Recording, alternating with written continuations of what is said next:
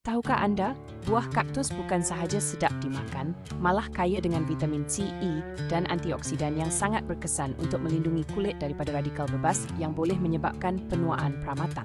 Apabila digabungkan dengan madu asli, ia menghasilkan masker wajah semula jadi yang sangat berkesan untuk melembabkan, mencerahkan, dan mengekalkan kesihatan kulit secara menyeluruh.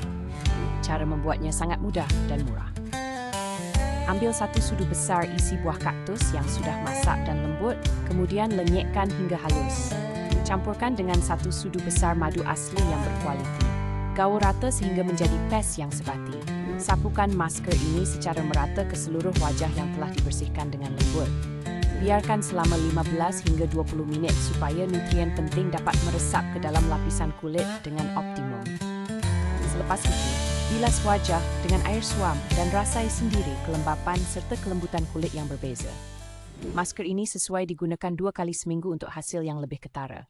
Ia membantu mengurangkan kekeringan, kemerahan, serta menjadikan kulit lebih anjal dan berseri.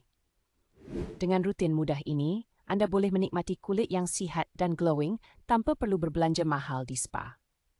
Cubalah rahsia cantik semula jadi ini di rumah dan alami perubahan kulit yang menakjubkan.